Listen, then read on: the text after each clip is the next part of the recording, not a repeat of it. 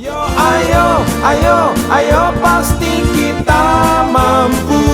Dengan si bakul UKM naik kelas. Dengan si bakul koperasi tetap jaya. Pastikan kita memang istimewa.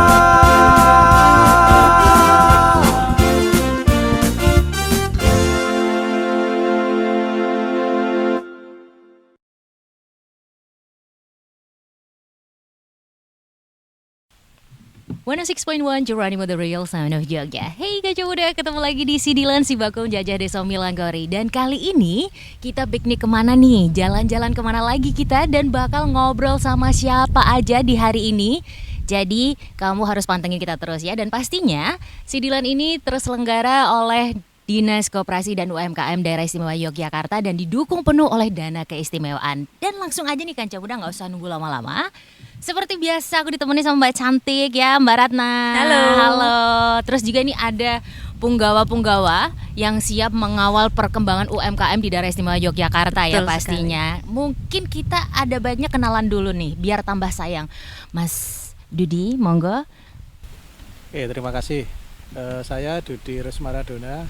Di sini saya selaku tim pendamping desa planner ya, model K45 PAK.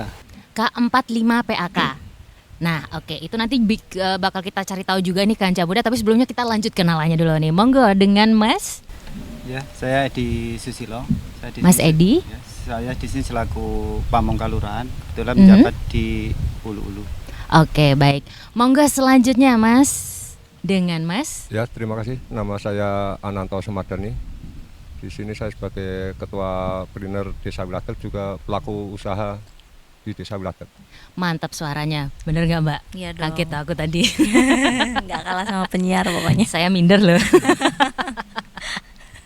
Dan kali ini kita bakal membahas tentang apa aja yang bisa menjadi potensi dari desa Kalurahan Wiladek ya. Wiladek. Wiladek ya. Oke. Nah, kita bakal ke Mas Edi dulu nih. Mas Edi, kita bakal tanya-tanya. Mungkin boleh diceritakan sedikit. Ada yang cukup menarik ya ketika tadi awal datang ke sini ada arca di belakang saya gitu kan ya. Nah, itu saya sempat bertanya-tanya, ini apa sih sebenarnya? Terus apa yang mungkin bisa diceritakan secara historis mungkin ya dari Umbul Banteng ini sendiri di Kalurahan Wiladek ini? Ya, untuk yang ada di sini yaitu arca Banteng. Di situ memang peninggalan pada zaman dahulu yang sering digunakan masyarakat sini untuk tempat untuk kegiatan-kegiatan seperti di event tahunan itu sebagai rangkaian bersih Desa Wiladek. Oke. Itu di sini dilaksanakan bersih Kali Bandeng. Oh, oke. Di situ banyak warga yang datang untuk biasanya punya nadar atau kadang ada yang sakit atau yang mungkin punya cita-cita terkabul. Itu di sini sebelum bersih Desa Wiladek ada rangkaian atau bersih Umbul Banteng. Di situ yang punya nadar datang membawa untuk bahasa sini nasi uduk ulam sari, dalam artian Mbak ingkung ke sini untuk nanti di doa bersama-sama dan nanti digembul bersama-sama juga. Sampai sekarang pun juga masih seperti itu ya Mas ya? Masih. Oke. Berarti bisa dibilang ini adalah tempat yang cukup keramat ya untuk warga sekitar ya? Ya, bisa dikatakan seperti itu. Oke. Dan untuk desa ini sendiri di Umbul Banteng khususnya ya, kira-kira kalau dari Mas Edi sendiri, sepenglihatan Mas Edi, yang Mas Edi amati, kira-kira potensi apa aja sih sebenarnya yang bisa digali dari Umbul Banteng ini sendiri? Ya, memang kita selaku pemerintah Kalurahan Wiladek juga mengemas ataupun menggali potensi yang ada di sini, namun juga keterbatasan kami. Namun kita juga berusaha nanti kayak kemarin kita dari dari kegiatan-kegiatan yang kita sinergikan dengan kayak kita ada pendampingan desapreneur, lalu untuk event kita laksanakan di sini. Jadi sebenarnya Umbul Bandeng ini akan kita jadikan sebagai tolak ukur ataupun embrio dari wisata di Kaluran Wiladeg. Dan kalau misalnya untuk jadwal kegiatan tahunan ataupun mungkin kegiatan-kegiatan yang sering dilakukan oleh warga di sini gitu kan, itu ada apa aja sih Mas biasanya? Ya, kalau ini sementara untuk tahunan aja itu kan kegiatan yang di sini kita doa bersama, dan di situ ada kesenian reog ataupun kesenian yang diambil dari padukuan. Nanti di jadwal untuk kayak yang kemarin tuh kita ambil dari padukuan Tompak, dan dari situ juga kita potensi-potensi yang ada khususnya di UMKM kita jajakan di sini. Oke, itu yang tiap tahunnya terjadi di sini ya, Iya. kegiatan seperti itu ya. Dan kalau kita lebih jauh lagi ngomongin soal warga sekitar nih Mas, kalau mungkin boleh diceritakan sedikit adalah tentang taraf hidup di sini nih. Mungkin ini pun bisa jadi titik di mana kita juga akan bisa lebih menggali lagi apa nih yang bisa dikembangin gitu. Untuk taraf hidup ataupun kegiatan di masyarakat sini kebetulan juga sebenarnya juga bagus, tapi juga jadi kendala kita dalam artian untuk masyarakat sini karena mayoritas petani, dan petani di sini ada dua lokasi ataupun 2 musim, dan kebetulan musim sini dipakai semua dalam artian kalau pas musim kemarau bantaran kali di sekitar ini ada bantaran kali itu kan baru bisa ditanami padi.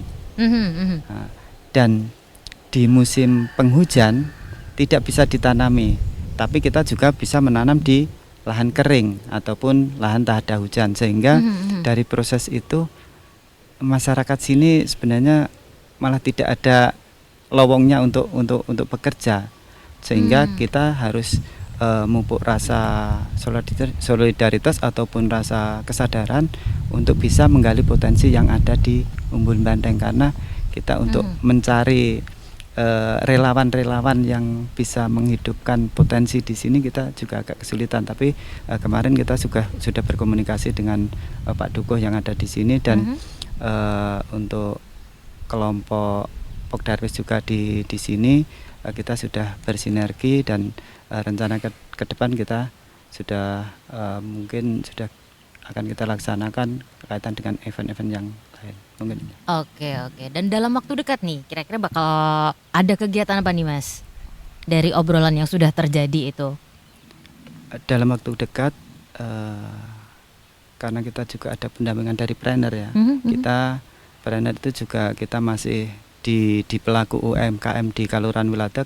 Sebenarnya potensi juga besar, namun SDM yang masih kurang, tapi alhamdulillah dengan pendampingan kita bertekad maju bersama untuk kemajuan Wiladeg, sehingga event-event yang di UMKM nanti akan kita usung ke sini, dalam artian kemungkinan ke depan itu dari UMKM tersebut kita jadwalkan waktu dan waktu akan kita laksanakan di sini, entah itu pasar ataupun produk-produk yang lain akan kita tampilkan di sini. Kemungkinan nanti ya paling lama event itu di 2 mingguan, tapi mudah-mudahan nanti bisa 1 mingguan event-event itu bisa kita laksanakan. Nah ini dia nih, ada satu kata kunci UMKM. Nah kalau misalnya boleh dijelaskan nih Mas, yang sudah berjalan sejauh ini, bagaimana sih kondisi dari UMKM sendiri di daerah ini gitu? Untuk UMKM yang ada di Kaluran Wiladeg sebenarnya luar biasa banyak, dalam artian kita kan juga kebetulan selaku ulu-ulu di Kaluran Wiladeg kita kan juga mendata setiap kegiatan di masyarakat. Namun memang dari sekian banyak itu baru beberapa yang menjadi pokok pekerjaan, semua masih taraf sampingan, sampingan, sehingga nanti mudah-mudahan dengan kita bersinergi dengan Dinas Perindustrian, dengan pemerintah Kaluran dan pelaku UMKM, nanti yang dari kegiatan yang tadinya sampingan bisa kita jadikan pokok mata pencarian. Mungkin gitu. Oke. Nah, ini aku penasaran nih sama mungkin kita ke Mbak Ratna nih ya. Jenengan didatengin sama Mas Edi dan timnya. Ini loh ada persoalan seperti ini, kita ingin seperti ini. Apa yang pertama kali Mbak Ratna pikirkan waktu itu? Yang pertama kali sebenarnya yang saya pikirkan itu bukan fokus ke permasalahan apa yang disampaikan gitu, bahwa sesuatu yang terjadi di kelurahan ini adalah merupakan potensi yang perlu kami kembangkan seperti itu. Di sana juga merupakan ranah ataupun ketugasan dari Dinas Koperasi dan UMKM sendiri dalam mengembangkan koperasi dan UMKM tentunya. Dalam hal ini di sini UMKM yang ada di Kelurahan Wiladeg di Kapanewon Karangmojo ya Pak ya, leres gitu. Nah itu kan cukup jauh dari kota letaknya gitu. Bahkan saya sendiri kalau di sini nggak ada pembinaan atau pengembangan yang ditugaskan oleh dinas kami, mungkin saya juga nggak akan sampai di sini. Gitu. Nah, tapi ternyata di sini banyak potensi yang ya sangat surprise juga bagi kami gitu. Yang awalnya kita hanya akan menggali potensi mengenai SDM UMKM-nya gitu. Ternyata di sini juga ada potensi-potensi yang terkait dengan potensi wisata, potensi budaya, kemudian ternyata di sini pemberdayaan perempuannya juga ada seperti itu gitu kan. Jadi di sana harapannya kalau dari Dinas Koperasi sih segala potensi itu bisa dirangkaikan menjadi satu, menjadi kekuatan ekonomi yang ada di wilayah Wiladeg ini. Dalam hal ini kami fokus pembinaannya melalui pembinaan Desapreneur. Harapannya nanti di Kelurahan Wiladeg ini bisa menjadi sebuah kelurahan yang bisa menggeliatkan perekonomian yang ada di wilayah itu sendiri gitu. Salah satu contohnya tadi sudah disebutkan oleh Pak Ulu ya, bahwa salah satu titik lokasi pengembangannya adalah di sini di Umbul Banteng. Nanti akan diadakan event-event yang sebelumnya hanya ada mungkin event tradisi ya Pak ya, tapi ternyata lokasinya sangat memungkinkan untuk dilakukan event lain gitu. Nah dalam hal ini juga Dinas Koperasi tidak hanya sebatas memberikan pembinaan melalui pelatihan, tapi pasca pelatihan kita juga akan ada pendampingan. Nanti pendampingannya juga ada dari tim, salah satu di sini timnya adalah dari tim Kaspak ya. Nanti dengan timnya Pak Dudi, nanti mungkin Pak Dudi juga bisa menjelaskan lebih detail lagi sistem Desapreneur menggunakan metode atau pendekatan Kaspak itu seperti apa. Nah ini juga pendekatan pembinaan ini kita ada beberapa model yang tentunya disesuaikan dengan karakter wilayah. Nah kebetulan di sini kita menggunakan metode Kaspak seperti itu. Nanti Pak Dudi bisa detailnya ya, lebih dijelaskan secara detail nanti seperti apa Kaspak itu, seperti apa sih model pembinaannya dan indikatornya seperti apa, kemudian goals yang ingin dicapai seperti apa, nanti bisa dijelaskan seperti itu Mbak Prita. Oke, tadi juga sempat disampaikan sama Mbak Ratna ya, di daerah ini pun ada kendalanya adalah jarak dari kota. Nah itu untuk mengoptimalkannya itu seperti apa untuk pemberdayaannya sendiri nantinya? Ya, mungkin pertama kita jelas harus memberikan peningkatan kapasitas terhadap produknya itu sendiri, kemudian promosi terhadap produknya sendiri. Promosinya melalui apa? Kita sekarang sudah menggalakkan juga untuk promosi secara online, pemasaran secara online. Dinas Koperasi ada fasilitasnya melalui market hub Sibakul ya, tapi dengan catatan tentunya UMKM-nya harus terdaftar di Sibakul terlebih dahulu. Nah tadi sebelum kesini saya sempat mengikuti kegiatan yang ada di Kelurahan. Kebetulan hari ini juga bertepatan dengan pelatihan Desapreneur tahap pengembangan yang ada di Kelurahan Wiladeg ini. Sempat berinteraksi juga dengan UMKM dan ternyata masih banyak yang belum terdaftar di Sibakul gitu. Nah itu juga menjadi salah satu PR kami untuk istilahnya menyempitkan jarak antara kota dan juga kelurahan yang agak cukup jauh dari kota gitu, karena di Sibakul ini UMKM diberikan fasilitas ataupun dukungan itu melalui bebas ongkos kirim gitu. Jadi jika produknya itu sudah terdaftar di Sibakul, nanti kita akan tampilkan di market hub. Nah nanti konsumen bisa langsung melihat di situsnya, di webnya, di sibakuljogja.jogjaprof.go.id. Nanti masuk di market hub, ketika memilih untuk produk itu nanti ongkos kirimnya akan diberikan dukungan. Nah itu salah satu upaya kami untuk menyempitkan ya, paling enggak kita produknya sudah dikenal gitu. Orang kan pasti kalau misalnya mendapatkan keringanan ongkir kan pasti akan lebih tertarik, harapannya gitu. Betul sekali ya. itu saya terapkan ke diri sendiri juga sih. Oh, baik. Dan itu paling nggak gini Mbak Prita, apa ya, ketika produk-produk ini sudah masuk di market hub, tentunya karena kita juga bekerja sama dengan Gojek, kemudian dengan Kirimin Aja, kemudian dengan Pos Indonesia. Nah ini kalau untuk produk-produk yang khusus makanan itu sebenarnya yang sudah masuk di market hub itu juga sudah masuk di GoFood, di menu GoFoodnya sendiri gitu, itu sudah ada gitu. Jadi kalau teman-teman Kanca Muda yang ada yang dengerin acara ini kebetulan lagi pegang handphone, coba dicek deh di menunya GoFood itu sudah ada produk yang khusus dari kurasi dari market hub Sibakul seperti itu. Oke, siap. Dan Mbak, ini kan barusan ketemu langsung nih ya sama pelaku-pelaku UMKM di daerah ini ya, Kelurahan Wiladeg ini. Nah, dari yang sudah berlangsung itu kira-kira dari mungkin Mas Dudi, Mas Edi, Mbak Ratna itu melihat potensi besar di sini yang nantinya mungkin dalam beberapa tahun ke depan itu bakal bisa, wah ini bakal booming banget nih.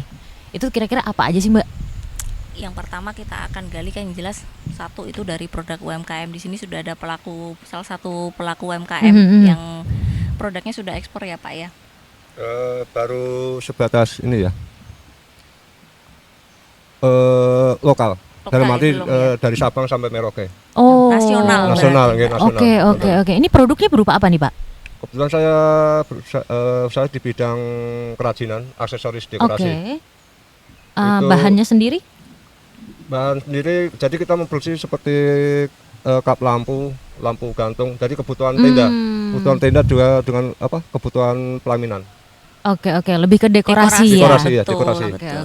Oke. Dan ini potensi yang luar biasa dari Kelurahan Wiladeg ini ya. Betul. Oke. Selain itu Mbak? Ya harapannya sebenarnya kalau sudah ada pelaku yang sudah istilahnya bisa kita sebut manajemennya sudah cukup bagus, usahanya sudah berlangsung cukup lama, setidaknya ini akan memberikan semangat bagi UMKM lain yang baru memulai usaha seperti itu. Harapannya sih saya paling dekat sih itu dulu gitu kan.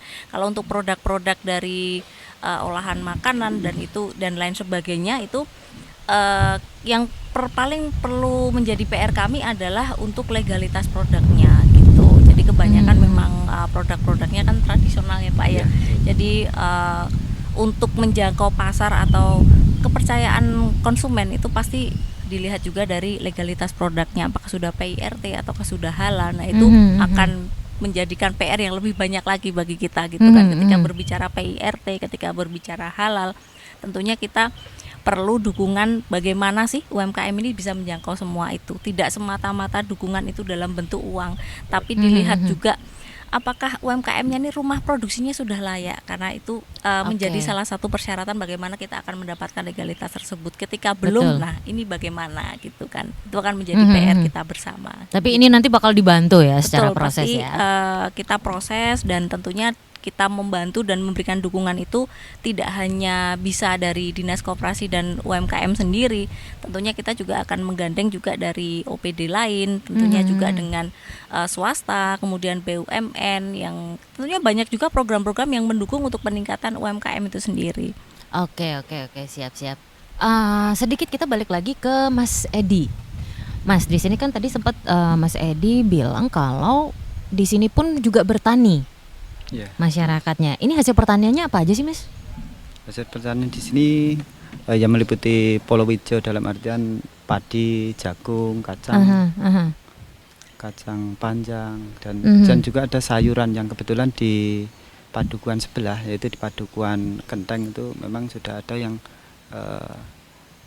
mencoba beralih dalam artian dari tanaman palawija ke sayuran itu juga sudah, dan alhamdulillah juga bagus sekali dalam artian hasil yang didapat bisa meningkat dari yang tadinya menanam padi, dan itu malah bisa jadi setiap hari bisa produksi. Oke. Ini pertanian ada, terus juga kerajinan ada. Sebenarnya banyak sekali ya potensi betul. Wisata pun juga selain Umbul Banteng ini ada apa lagi sih Mas di Kelurahan Wiladeg ini sendiri? Di Kelurahan Wiladeg kebetulan selain di Umbul Banteng ada wisata religi, yaitu makam Mbah Kimbong yang di Wilatek sebagai sosok pendiri Kaluran Wilatek. Dan untuk para peziarah ya malah yang dari jauh-jauh dan waktu dari luar datang kota ya, Mas dari luar Malan ya? kota. Oke, siap. Ini berarti Mbak Ratna habis ini sibuk banget ya, karena banyak sekali item-item yang bisa dikembangkan di sini. Nah, ini kan ketika berbicara banyak sekali potensi. Nah, ini sebenarnya tugasnya ini nanti yang merangkaikan ini. Nah, ini bagaimana ini tenaga ahli kita ini Pak Dudi Rosmara ini. Betul sekali. Ini perlu kita perjelas juga ini gimana ini, monggo Pak. Karena kan banyak yang bisa disinergikan ini ternyata ini Mas. Ya, betul. Memang prinsipnya kita Desapreneur itu memang tidak kemudian kok eksklusif, tapi memang harus bersinergi dengan mungkin pilar-pilar yang lain. Kalau sudah ada mungkin desa budaya, desa wisata, dan desa prima itu, sehingga nanti memang kita penekanannya di entrepreneurnya, sehingga nanti harapannya memang bisa arahnya ke potensi ekonomi. Jadi mungkin yang kita bantu pasarkan tidak tertutup itu produk-produk juga dari gerakan yang lain, seperti misalnya ini Umbul Banteng, tempat wisata, atau mungkin produknya ibu-ibu yang kebetulan juga kan banyak juga, atau mungkin yang desa prima yang itu juga punya produk-produk UMKM gitu kan. Jadi kan mungkin prima karena itu wanita, entrepreneur karena entrepreneur itu kan banyak secara umum irisan gitu lah. Itu saya kira mungkin sebaiknya disinergikan, tidak kemudian malah saling bersaing atau saling serobot gitu. Kira-kira seperti itu. Mas, tapi biasanya ya ini untuk mensinergikan satu dengan yang lainnya itu kan pasti ya gesekan itu pasti ada gitu kan ya. Nah, sejauh ini tuh kendala-kendala yang muncul dari proses mensinergikan ini tadi tuh apa aja sih? Kalau yang selama ini kita sudah tahun kedua ya ini Mbak. Iya, tahap pengembangan. Di Wilatek relatif belum malah belum terlihat terjadi gesekan, karena memang di tahun pertama itu semangat atau minat dari peserta itu juga mungkin masih perlu dibangkitkan gitu. Jadi kan salah satu kalau gerakan dari model Kaspak itu ada pancernya yang tengah itu adalah berbentuk community development, yaitu ya kelompok Desapreneur-nya itu nanti diharapkan di tahun ketiga itu bisa membentuk pemasaran bersama atau toko gitu lah. Itu sepertinya memang masih perlu harus dipompa gitu, sehingga nanti harapannya itu bisa konsep yang gotong royong dalam marketing atau konsep operasi pemasaran ini kan bisa terwujud ini. Oke. Dan tadi sempat dibilang untuk memompa semangatnya. Yang namanya menjaga ini lebih susah biasanya ya Mas daripada memulai. Ini strateginya ini seperti apa untuk bisa maintaining ini tetap berjalan dan mungkin bisa dapat hasil yang lebih lagi? Ya memang itu tadi, jadi kita kombinasi antara dari kata Mbak Rat nanti ada pelatihan dan pendampingan. Jadi pendampingan itu kita juga buat jeda waktunya itu juga yang sedang gitu, misalkan jangan juga terlalu sering, jangan juga terlalu jarang sehingga nanti sudah lupa itu. Mungkin kalau yang tahun ini kita agendakan untuk pendampingan bisa sampai 8 kali pertemuan tatap muka gitu, dengan mungkin durasi setiap pertemuannya 2 pekan sampai 1 bulan gitu ya. Itu nanti ya bisa intinya yang pertama pendampingan tuh untuk mempererat itu tadi si kelompok Desapreneur, dan juga mungkin untuk mengaplikasikan apa-apa yang mungkin tidak sempat dipraktekkan waktu pelatihan hari ini 3 hari ke depan ini. Kira-kira seperti itu. Oke, dan tadi juga dari awal terus dari tadi juga sempat disebutin terus sama Mbak Ratna, Kaspak. Ini sebenarnya kenapa sampai akhirnya menggunakan metode seperti ini? Apakah ini yang paling sesuai atau mungkin punya kelebihan apa gitu Mas? Kaspak sendiri kan akronim ya sebenarnya K45PAK, tapi kemudian gaulnya Kaspak A dan 45-nya di bahasa AS. Biar gampang diinget ya Mas. Itu kependekan dari Kiblat Papat Limo Pancer Adilurung Kawentar ya, namanya bahasa Jawa biar kelihatan lokal dan istimewa seperti DIY gitu. Karena kan kembali lagi kita ini didukung oleh dana keistimewaan. Betul sekali. Nah, itu boleh nih Mas. Aku pengen dengar ceritanya nih. Oke, boleh. Jadi ini kanca muda apa kanca tua ini kan? Jadi ada 4 kiblat ya, dan itu seperti nanti ada 4 kiblat, di tengahnya ada pancer. Jadi kiblat pertama itu adalah global value atau nilai global. Itu jadi gerakan itu harus berpijak pada nilai-nilai global nilai yang diterima secara global ya, seperti contohnya nilai kemanusiaan, persatuan, ketuhanan yang ada di Pancasila misalkan itu ya. Nah, kemudian kiblat kedua itu adalah kearifan lokal atau local wisdom. Itu adalah yang dimiliki khas di Wiladeg sini ya. Jadi itu lokal wisdom atau kearifan lokal itu juga harus sinkron dengan nilai yang diterima secara global. Mohon maaf kan tidak semua kearifan lokal itu bisa diterima ya. Misalkan contoh di suatu tempat nggak bisa sebutkan tuh, dulu pernah ada kepala kerbau yang dimasukkan ke kawah, itu dulu sebetulnya bukan kerbau tapi perawan gitu. Sebagai persembahan. Nah, ini kan melanggar hak asasi manusia itu artinya betul. Nah, tetapi karena Wiladeg sudah berstatus sebagai desa budaya sebelum desa Prener itu, sehingga untuk kiblat 1 dan 2 itu tentu sudah secara otomatis sudah terseleksi ya. Jadi artinya di Wiladeg nilai-nilai lokal wisdom itu tentu sudah banyak yang bagus dan patut diunggulkan lah sebagai itu, sehingga itu untuk kiblat 1 dan 2 itu sudah selesai pada tataran menjadi status desa budaya. Nah, kemudian yang kiblat ketiga itu adalah local supply chain atau rantai pasok lokal. Jadi harapannya local wisdom ya, kearifan lokal apapun itu kan macam-macam ya. Kearifan lokal itu bisa ini dalam bentuk seperti ziarah atau cara bercocok tanam, itu nanti bisa ditarik menjadi produk ya. Produk itu bisa barang bisa jasa. Betul. Nah, yang produknya itu mengutamakan kandungan lokal yang tinggi, local supply chain itu. Sehingga harapannya itu bisa nilai tambahnya dinikmati oleh masyarakat di Wiladeg sendiri, bukan yang lain itu. Jadi sebisa mungkin kalau misalkan barang ya inputnya dari bahannya dari Wiladeg, tenaga kerjanya Wiladeg dan seterusnya itu, sehingga kandungan lokalnya tinggi. Nah, ini di tahap penumbuhan kemarin ya, tahun lalu itu kita fokusnya di kualitas SDM entrepreneurnya dan juga produknya, baik itu barang maupun jasa. Sehingga harapannya di tahun pertama itu local wisdom itu bisa mewujud menjadi produk yang adiluhung ya. Adiluhung, jadi di sini kiri itu adiluhung.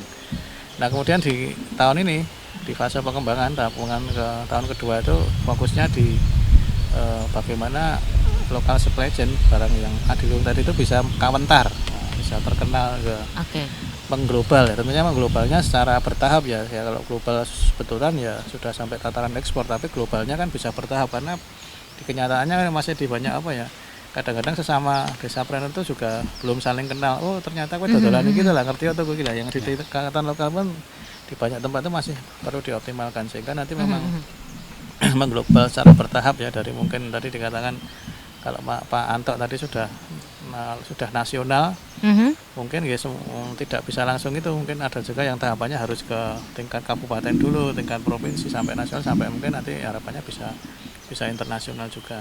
Nah, itu dengan konsep global marketing, jadi dipasarkan secara global. Jadi hari ini 3 hari ke depan itu latihannya lebih ke global marketing, bagaimana di era digital nih ya, era industri 4 ini kan kita sudah seperti yang Mbak Ran tadi, ruang itu menjadinya harus lebih sempit itu kan. Karena di era ini ruang dan waktu menjadi lebih sempit, sehingga dengan perubahan ini mestinya kita sebagai pelaku UMKM ya harus adaptif dan inovatif loh. Jangan sampai kemudian kita dirugikan oleh perubahan yang sangat cepat ini. Harusnya kita harus adaptif dan inovatif sehingga kita bisa menjadi bagian yang diuntungkan dari perubahan tersebut. Tapi sebaiknya kita sendiri sebagai pelaku itu juga punya kemandirian dalam pemasaran. Jadi tidak hanya menggantungkan uluran tangan dari sesuatu yang di luar Wiladeg, tapi kita punya ikhtiar sendiri. Nah, nanti harapannya bisa membentuk semacam toko desa Prener gitu, Mbak Frida. Jadi ya nanti monggo tergantung, kalau yang kita desain itu memang yang harus ada itu toko dalam bentuk online, karena itu lebih mudah diinisiasi dan diwujudkan. Tapi nanti kalau misalkan dalam dinamika kelompok tersebut dengan dukungan perangkat dan lain-lain, misalkan di sini ya Umbul Banteng nanti bisa jadi salah satu spotnya untuk toko yang offline, nah itu lebih bagus lagi. Jadi bisa punya dua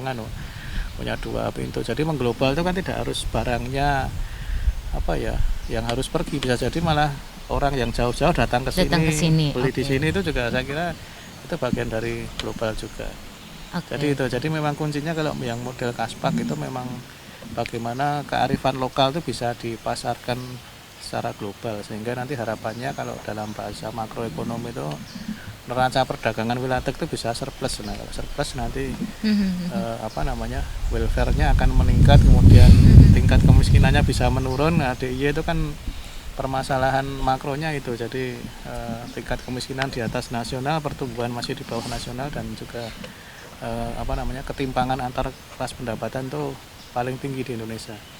Nah harapannya dengan Desapreneur ini, karena kalau dilihat dari data BPS itu memang ketimpangan kawasan perdesaan, kemiskinan perdesaan itu lebih tinggi dari perkotaan. Harapannya dengan gerakan Desapreneur seperti ini, yang bagaimana bisa kearifan lokal yang mewujud menjadi produk yang adiluhung itu bisa diglobalkan secara bertahap sehingga kawentar, sehingga nanti harapannya kesejahteraannya naik.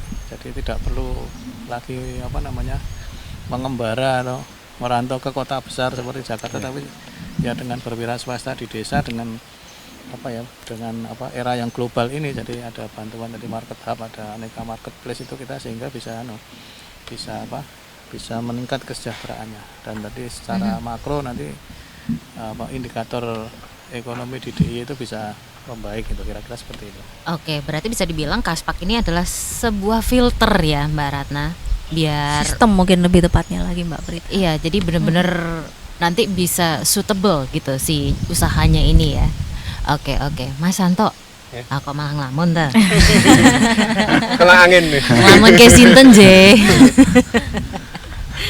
Mas, angin nih. Ini mungkin kebanyakan teman-teman di sini warga desa di Kelurahan Wilatek ini adalah bercocok tanam. Kenapa jenengan tiba-tiba berpikir untuk membuat kerajinan? Aslinya kalau dilihat dari titik kilas balik dulu ya, itu dulunya sampingan. Oh, awalnya sampingan. Sampingan ya. Sampai akhirnya wah ini enak ini. Nah, makin lama ibaratnya ya alhamdulillah makin banyak ya. Akhirnya kita fokus ke situ. Oke. Nah, yang waktu itu lagi produk sedang rame-ramenya, kita diuji dengan COVID. Oh iya. COVID pertama itu langsung kita setak, produksi nggak jalan sama sekali selama kurang lebih 3 bulan. Nah, habis itu baru mau naik lah, mau bangkit lagi gitu kan. Dihantam lagi COVID kedua. Betul kan itu. Iya. Nah, terus semoga ini nanti selamanya hilang ya masalah COVID ini. Alhamdulillah sekarang banyak sudah mulai berjalan lagi. Oke. Ini awalnya sebuah sampingan. Nah, waktu itu apa yang mendasari jenengan? Kan udah enak nih, udah bisa bercocok tanam, mungkin udah bisa ngerasain hasilnya. Kadang-kadang orang ya wis lah gitu kan. Nah, ini apa yang menjadi landasannya jenengan untuk akhirnya kenapa ya aku nggak nyoba untuk ini gitu? Soalnya kalau dulu saya kan hanya tidak produksi sendiri, itu kan hanya sebagai reseller. Saya membantu memasarkan produk teman. Oke, awalnya itu ya. Iya. Nah, terus makin lama kan ibaratnya order makin banyak, terus teman pun tidak bisa kewalahan. Nah, terus saya akhirnya buka sendiri. Alhamdulillah sampai sekarang itu. Nah, kita kalau itu hanya buat sampean itu juga tidak bisa, soalnya kita harus fokus gitu kan. Betul. Soalnya apa? Ini kan di samping kita jual jasa, gitu kan. Jadi jangan sampai customer sudah percaya sama kita terus dia kecewa gitulah. Ibaratnya dia order kita janjikan 2-3 hari ya 2-3 hari harus kita tepati, harus kita kirim gitu. Nah, terus yang kedua alhamdulillah kita selama perjalanan ini kita bisa memberdayakan masyarakat sekitar. Untuk membantu saya gitu, terutama dari ibu-ibu. Gitu. Soalnya saya kalau tenaga itu kalau yang tahun-tahun kemarin kita ada sekitar 22 orang. Awalnya 22 22 orang. Sekarang mungkin ya kita baru merangkal gitu. Kisaran masih tinggal sisa 15-an lagi lah, 15 orang. Gitu. Ini perjalanan yang cukup luar biasa ya. Dimulai sebelum pandemi ya. Langsung digempur pandemi. 2 kloter. Iya. Nah, gimana jenengan bisa mempertahankan ini? Kan kadang-kadang banyak sekali benturannya ketika kita ngomongin soal pandemi sendiri, Nje. Ini pasti kadang-kadang udahlah gitu kan. Nah ini kenapa dan juga apa yang kira-kira mendasari jenengan untuk bertahan sampai sekarang ini? Karena saya berpikir ya mungkin sepele ya, karena untuk usaha dekorasi selama masih ada orang nikah itu dia pasti masih dipakai. Bener juga sih. Hanya sepele sebenarnya. Betul, Selama masih ada orang nikahan, masih ada pelaminan, insya Allah nanti itu tetap usaha masih berjalan. Nah nanti titik balik apa tergantung kitanya, kita masih bisa berkreasi apa tidak gitu. Kalau kita mungkin ya bisa berkreasi menciptakan produk-produk baru, insya Allah ya masih tetap jalan. Oke, dan menurut Mas Anton sendiri, menurut jenengan gitu Mas ya, sebagai yang memiliki usaha, apa yang kira-kira menjadi yang Anda tawarkan ini unik gitu? Kalau saya sendiri itu kalau untuk pemasaran kita melihat kebutuhan pasar ya. Kira-kira soalnya apa? Kalau di dekorasi sendiri itu selalu mungkin ganti-ganti model. Untuk tahun ini mungkin modelnya kayak gini, tahun depan belum tentu bisa udah beda lagi gitu. Nah itu tergantung kita ya, kita bisa ngikutin apa tidak. Apa kita bisa menciptakan kreasi baru apa tidak gitu. Oke. Berarti selama ini untuk proses kreatifnya jenengan juga ini Mas? Ya, atau ada tim? Kadang kita juga apa ya, kadang saya sendiri, kadang kita juga apa ya, request dari customer, dari pembeli gitu. Kalau kita bisa buatkan ya kita buatkan, kalau tidak ya tidak. Oke, nah ini kan sekarang posisinya udah ada apa ya, dari pemerintah sudah ada Mbak Ratna yang mewakili nih. Mbak Ratna, ini kan tadi disebutkan tahun kedua aja di sini. Tahun kedua. Tahun kedua. Nah, berjalan di tahun kedua, progres apa nih yang sudah terjadi di sini? Ya, saya kira untuk progresnya cukup positif ya, terlihat dari Pak Anto ini sebagai ketua Desapreneur ya Pak ya. Ternyata di sini Desapreneurnya cukup solid gitu kan, berjalan dengan baik. Kemudian tadi di kegiatan pelatihan juga sempat saya tanyakan untuk yang peserta di pelatihan di tahap pengembangan ini apakah ada peserta baru atau tidak. Ternyata yang peserta baru itu dari 30 orang itu mungkin hanya sekitar 5 orang gitu. Jadi saya lihat di sini komitmen dari masyarakatnya sendiri memang cukup tinggi untuk mengikuti pelatihan, untuk istilahnya tidak hanya sekedar mengisi waktu ya Mbak Prita ya, tapi juga memang benar-benar ingin mendapatkan ilmunya gitu. Karena saya gali lebih dalam lagi, peserta-peserta yang baru ini ternyata tahun sebelumnya memang belum berkesempatan mengikuti pelatihan tapi sudah mengikuti pendampingannya gitu. Artinya kan di situ terlihat bahwa minatnya itu cukup tinggi, antusiasmenya cukup tinggi, juga komitmennya juga cukup tinggi. Nah ini merupakan potensi atau modal utama bagaimana nanti untuk mempertahankan usaha supaya berkelanjutan seperti itu. Oke, mempertahankan usaha supaya berkelanjutan. Mungkin ini kadang-kadang nih ada yang tengah jalan terus tiba-tiba ada ya bisa dibilang Up challenge and atau down yang tantangan. banyak ya. Betul. Nah, ini untuk bisa memutuskan ini lanjut atau ya udah berhenti aja itu biasanya seperti apa sih, Mbak, Mas Dudi juga nih? Mungkin dari Pak Dudi dulu mungkin dari konseptor. Nanti saya nambahin. Jadi memang untuk entrepreneur itu kan jujur aja diakui memang tidak semuanya itu apa ya cita-cita gitu. Jadi ada kalanya memang karena terpaksa itu. Ya contohnya karena Covid kemarin ada PHK itu kan memang kemudian ya ini salah satu yang bisa diikhtiari. Memang kemudian ini menjadi apa ya, menjadi tantangan karena kan salah satunya itu dimotivasi gitu. Motivasi. Sehingga kalau untuk bagaimana itu apakah lanjut atau tidak ya mestinya memang harus dianalisis. Salah satu yang mungkin kemarin kita di tahap penumbuhan itu.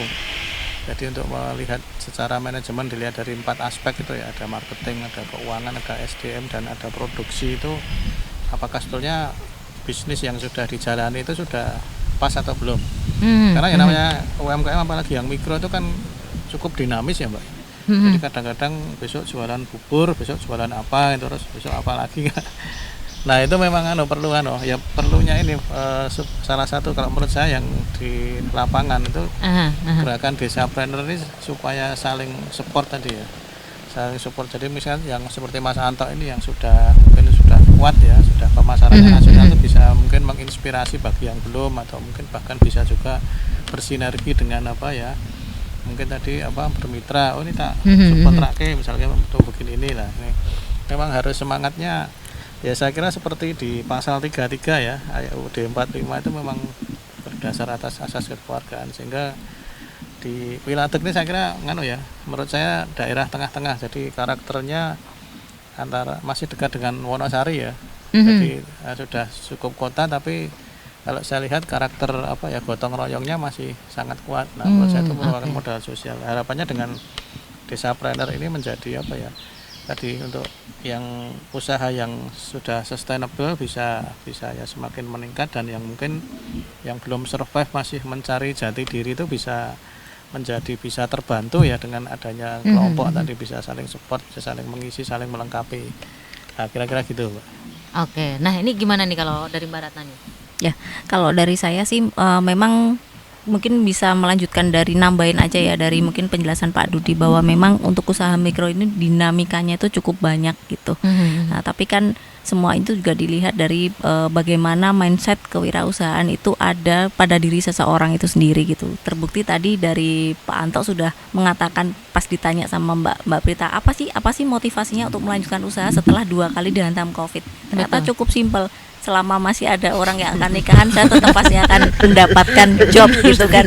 Nah, itu sesuatu yang simpel, tapi mungkin tidak semua orang bisa melihat itu. Betul. Jadi sense itu perlu, kemudian mindset kewirausahaan itu perlu dibangun terus gitu kan. Kita juga perlu juga melihat dari lingkungan sekitar gitu kan, mungkin menambah pengetahuan juga. Nah, disitulah dinas koperasi ada gitu, jadi memberikan pendampingan, kemudian memberikan pelatihan yang tentunya di sana memberikan pandangan-pandangan kepada UMKM mungkin yang saat ini mungkin usahanya sedang down, itu bisa dinaikkan kembali atau diberikan pandangan lain. Oh, mungkin jenengan lebih cocoknya tuh berusaha mempunyai wirausaha di bidang ini, seperti itu. Dilihat dari potensinya, kemampuannya, kemudian bahan bakunya mungkin yang tersedia di sini. Nah, itu adalah sebagian dari tugas dari dinas koperasi, seperti itu.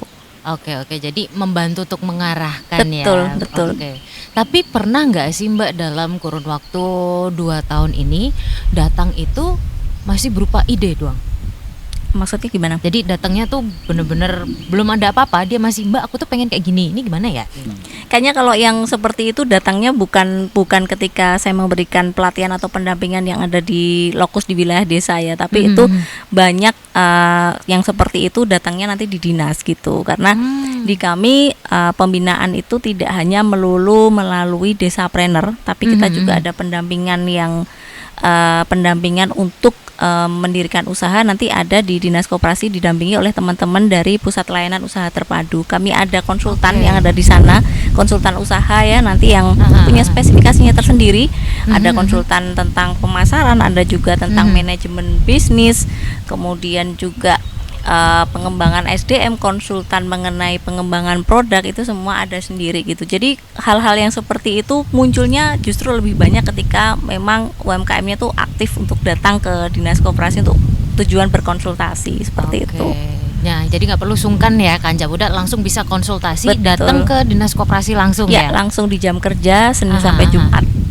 Karena emang itu cukup krusial juga sih Mbak. Kadang orang pengen berusaha, cuman kadang bingung, aku tuh pengennya ini, tapi ntar bisa jalan nggak? Bingungnya pasti di awal. Betul. Selain di tengah-tengah tadi ya.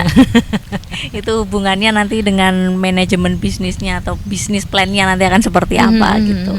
Betul. Nah, itu kalau misalnya pengen datang langsung untuk berkonsultasi, itu datang kemana, bertemu siapa, atau mungkin ada kontak yang bisa dihubungi gitu nggak sih Mbak? Oh, itu langsung datang aja Mbak Prita. Kita langsung terbuka. Ke dinas ya? Ya. Langsung ke dinas aja. Nanti dimasuknya ke bidang layanan kewirausahaan. Nanti mendaftar dulu di depan, nanti akan diberi ada QRIS-nya, nanti bisa di-scan untuk pengisian buku tamunya ya. Terus kemudian nanti di adminnya akan ditanyakan yang ingin dikonsultasikan tentang apa gitu. Nanti akan diarahkan ke konsultan yang seharusnya menangani dia gitu. Oke, itu tadi ya dinamika yang terjadi kurang lebih selama 2 tahun di sini ya Mbak. Kalau dari Mas Edi nih ya, sebagai ulu-ulu Kelurahan Wiladeg ini sendiri, punya semacam optimisme tersendiri nggak sih untuk misalnya mengembangkan potensi A, potensi B kayak gitu? Ya sebenarnya saya pribadi selain di Ululu kita juga pelaku UMKM sebenarnya sih. Semuanya Mas? Semuanya dari warga di sini hampir semua ya? Enggak, maksudnya Saya Oh, pribadi, jenengan pribadi, ya. kita kan juga seperti Mas Anto sebenarnya, kita juga di pandemi juga sempat mengalami hal yang luar biasa, sehingga kita tahu kendala ataupun kesulitan. Kita mau buat usaha baru, usaha lama aja nggak bisa bertahan, sehingga memang di pandemi itu memang luar biasa, sehingga optimisasi kita selaku pamong kelurahan dan juga pelaku UMKM sendiri, kita memang harus bergandeng erat dengan UMKM yang lama, yang ada, dalam artian memang kita harus menyadari kalau manusia makhluk sosial, bukan individu, termasuk di UMKM. Jadi apabila kita ingin produk kita bisa berkembang, ya kita bekerja sama, dalam artian memang kita harus mulai menata, khususnya di Desapreneur ini, dalam artian di UMKM ini harus kita tata kaitan dengan kendala-kendala ataupun kesulitan, kita analisa dan kita pecahkan bersama.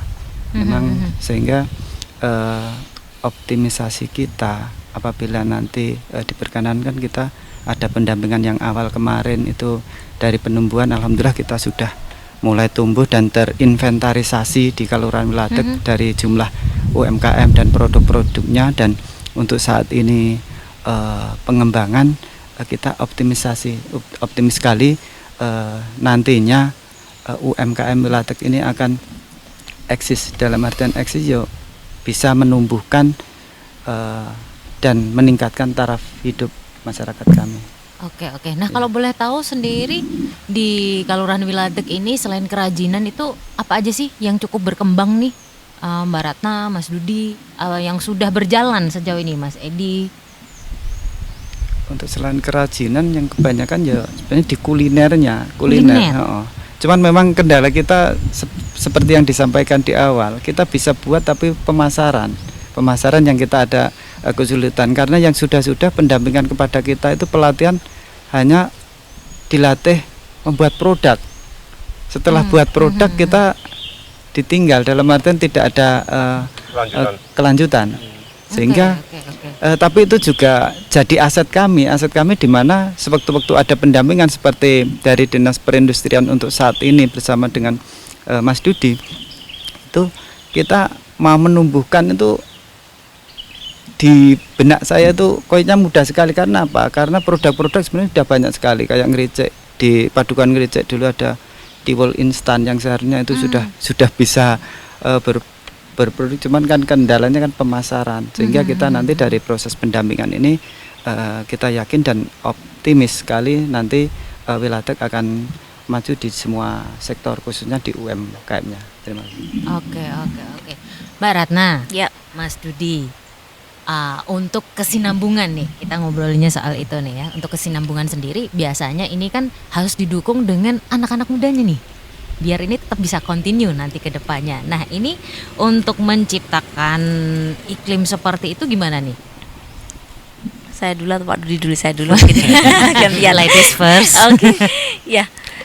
Mungkin kalau dari anak muda kita harus membuat sesuatu yang memberikan ketertarikan bagi mereka gitu, dan salah satunya sih pasti di finansial ya gitu. Jadi kembali lagi bahwa ketika di sini sudah ada UMKM, contohnya Pak Anto ini yang sudah maju, sudah bisa punya manajemen sendiri, ada karyawan segala macam, itu harapannya itu bisa menarik semangat dari generasi muda ataupun masyarakat yang masih muda, teman-teman yang masih muda yang ada di Kelurahan Wiladeg ini sendiri. Apalagi untuk timnya Pak Dudi sendiri ini masih muda-muda loh, jangan salah. Oke, siap. Dan dengan penyampaian pelatihan dan pendampingannya itu dengan bahasa-bahasa yang menarik dan mudah dimengerti oleh warga yang ada di sini, seperti itu. Nah, Mas Dudi aja masih muda loh. Iya dong. Monggo Mas Dudi. Ya, makasih. Jadi memang kalau kita perhatikan betul yang dikatakan Mas Edi tadi, tidak semua desa itu kemudian terus nol, sehingga banyak yang apalagi seperti Wiladeg ini kan sudah cukup tadi saya katakan suburban itu biasanya produknya itu sudah sudah mapan, sudah mungkin hanya tinggal dipoles itulah, tidak dari nol.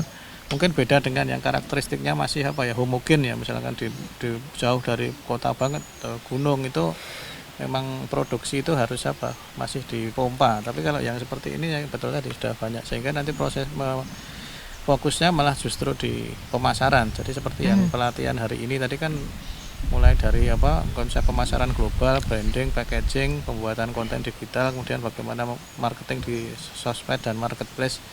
Nah ini harapannya bisa menjadi solusi tadi. Dan memang sebetulnya harapan dari kami tim pendamping itu kalau bisa memang melibatkan generasi muda ya. Coba memang mungkin kadang-kadang yang kita harus mungkin menciptakan daya tarik, karena kadang-kadang lebih apa ya, rumput tetangga lebih hijau, lebih menarik kerja di sana. Karena supaya tadi kadang-kadang kita bervariasi nggih. Anggota desa Preneur ada yang mungkin sudah sepuh-sepuh di atas saya, itu mungkin kalau kemudian diminta mempelajari apa kecepatan perubahan digital yang itu mungkin juga apa tertatih-tatih itu. Sehingga harapannya bisa ya sudah fokus di produksi saja, memproduksi yang bagus, yang memenuhi standar lah, nanti justru gotong royongnya nanti di desa Preneur nanti harapannya itu nanti masih kalau bisa yang tahun ketiga itu nanti kalau desain kami ada tim kreatifnya untuk marketing. Jadi nanti kalau bisa ada yang muda-muda bisa dilibatkan lebih bagus. Jadi nanti mungkin kalau bagi yang sudah ikut pelatihan tapi memang betul-betul nggak bisa bikin konten ya nanti ada timnya. Dan nanti timnya dibikin, terus nanti di toko desa Preneur itu nanti bisa membantu memasarkan secara langsung, entah nanti konsepnya mau B2C atau C2C, kita lihat juga diskusinya nanti mana yang lebih pas itu. Sehingga harapannya tadi bisa apa ya, marketingnya tuh bisa bisa lebih optimal dan lebih bisa menjual tadi. Jadi supaya tidak numpuk ya produknya, nggak laku-laku itu kan sudah duitnya mandek gitu. Cara kalau apa dagelan basi itu duitnya mogok neng ketan gitu. Nah ini supaya muter sehingga optimal, sehingga muaranya tadi omset naik, profit naik, kesejahteraan di Wilatek bisa naik. Kira-kira seperti itu. Oke. Mungkin terakhir ya dari Mas Edi, Mas Anto, Mbak Ratna, Mas Dudi juga dengan masing-masing job field-nya lah ya. Dari Mas Edi, Mas Anto, dalam kurun waktu 5 tahun ke depan, apa yang ada di angen-angenin jenengan untuk apa yang sudah jenengan kerjakan saat ini? Untuk 5 tahun ke depan ya harapan kami itu khususnya untuk lingkup desa ya. Itu semua pelaku usaha mungkin bisa bertahan, bisa selalu berkreasi, dan harapannya ini bisa menciptakan lapangan kerja di lingkungan sendiri. Amin. Itu. Jadi apa nanti bisa mungkin bisa menopang ekonomi keluarga, juga ekonomi dalam arti lingkup masyarakat secara keseluruhan di desa Wilatek itu. Oke. Dari mungkin Mas Edi mau nambahin jenengan?